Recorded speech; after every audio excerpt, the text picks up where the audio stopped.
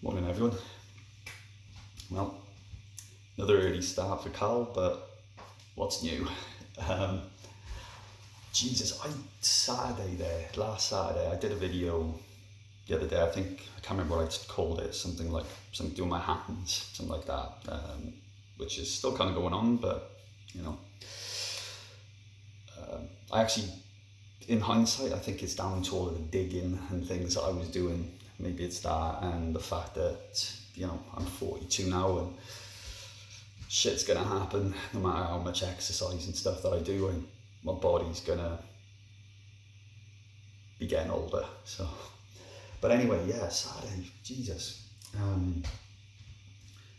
So on Saturday morning, just after I did the video, I went for a run, ran around the block, and I didn't feel right anyway. It just felt exhausted, and I was feeling kind of, so that's a technical term. And I came home, and as I had been running, I had seen that the sun was just coming up and it was looking beautiful. And so I came home, grabbed my camera, and I've got a spot not far from here where I got this really nice view of the sun coming up. It just happens to be a local priest house, which is on the grounds of a church near here called St. Bernard's.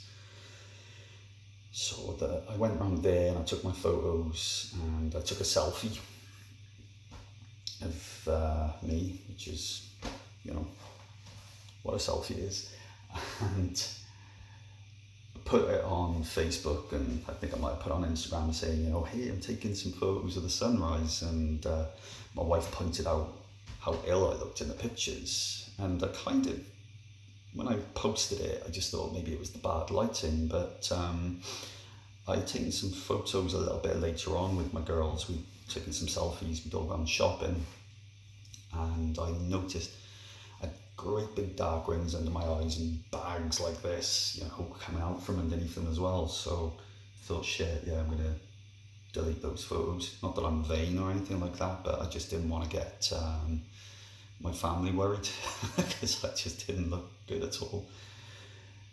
So we came back from shopping. So at this point now, Saturday morning, I've been awake since 3, gone for a run, come home again, gone back out, taken a load of photos, gone shopping, where we walked around shops for about an hour or more, came home, had a bit of lunch, and I just felt shit. I just felt absolutely awful. Just no energy, and I was yawning, and I just had the feeling like I get it, just before I go to bed at night. So I ended up going to bed at lunchtime just to get a nap in. And I don't ever nap. I never nap.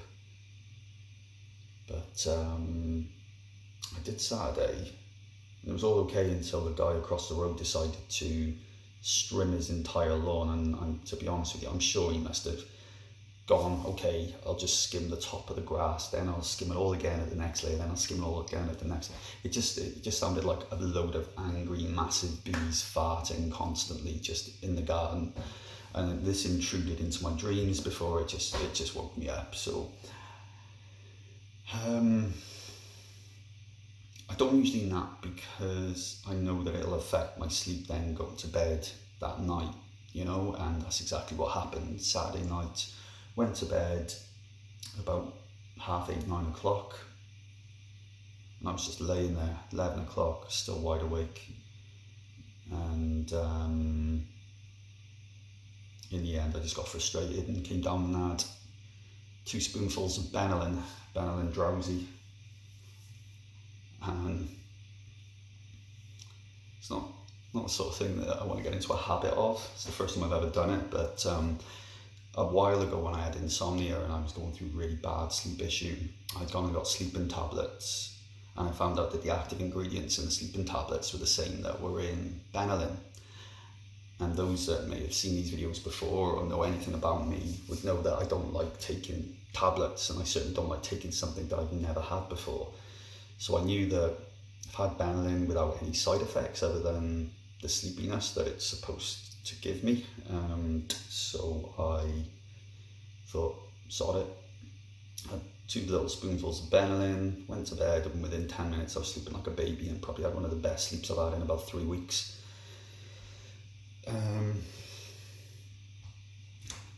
But yeah, it's been a funny old time. Yesterday was a shit day, to be honest. I'd gone online and played Xbox with my brothers on Sunday, so it's as close as I can get to being with my family at the moment, my siblings. And seeing like the numbers with COVID going up and seeing all these strange rules and things coming in, it's making things very clear that it's going to be a long time before I can get home, and it's going to be a long time before I get to see my siblings and see my mum and my dad again, I need a break from Facebook again. I need to step out of the bubble, because once again I'm seeing the sheer madness, and I agree, it's madness. The rules and regulations are crazy. They're really crazy, but it's more that common sense is going out the window now, and everyone's become a comedian, Everyone's like, oh, so I can't go to my friend's house, but I can meet up with them in a pub. Yeah, I know, it's madness, but that's the strange rules that there are. Don't go to the pub if you don't want to go to the pub. And if you are genuinely that worried about spreading COVID or coming into contact with it, don't meet your friends in your house. You got people then going on about the masks. If your anxiety is at a level that you can't wear a mask, then I would say that your anxiety would be at a level that, mask or no mask, you're not going to have a good time going out. And I wouldn't expect you to be the sort of person that is going out all the time, The mask is not for our protection. We wear the masks to protect others. And there's a lot of people out there that are like, the masks do nothing. And I see these little things. I'm putting up a chain link fence to stop mosquitoes coming in. It's not about things coming in. It's about things coming out, So if you're wearing a mask and you cough or you sneeze, that is absolutely common sense, without a doubt, going to prevent your sneeze or your cough going anywhere near the distance that it would without. Not saying that it's completely eradicates it, but even if it does something to minimize the amount of spread or anything like that, come on, it's worth it. It's a small ask, really. As of yesterday now, there's no more meetings happening within houses in Belfast. We're pretty much on lockdown without lockdown. We're going to have people going mad with the shopping. It's already sort of popping up now. I was talking to my family, pasta is starting to disappear again from shops, and so now people are feeling inclined, well, I better stock up on all the flour and pasta in the world, so shopping slots are going to become difficult again, and but we all saw this, we all knew this was going to happen. And then what else have we got? We've got the fact that we're not really in the flu season yet either. It's still quite mild considering it's the end of September, especially in Belfast right now. In about 2-3 weeks time, that weather, it'll be like someone's flicked a switch and we will be freezing cold, and flu will start coming in, and maybe when the deaths start coming in, we'll start seeing more restrictions coming in. But now we've got enough rebellious, crazy idiots out there that are completely disregarding the rules, who now are also angry, and we've got protesters and that it's just going to be mad. There's going to be a mix of more people passing away because of COVID and illness, with not so much riots. I don't think there'll be riots, but there's certainly going to be a lot of angry people around and protesters and things. I don't know. Yeah. Anyway, I think what I'm going to do, I might take some time off tomorrow to work on exclusively on the Warriors of Dystonia project. I need to edit the first podcast. I've learned to keep my mouth shut going forward in the podcasts.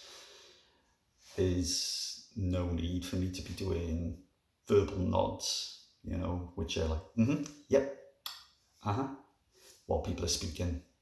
You know, I'm going to be doing these on Zoom and Skype. People will see me, and I think going forward, I'll just warn people, I'm not going to say anything while you're telling your story, you know, until we get to the point where we're perhaps having our chat, maybe at the very start, and after the story's been told, I will just be on mute, and I'll just set that expectation. But right now I'm working my way through the chat that I had with Eugene the other day, and it's taken me a long time because I'm removing all of my yeah, oh, and all of these random noises I'm making. So yeah, anyway, let's start this day.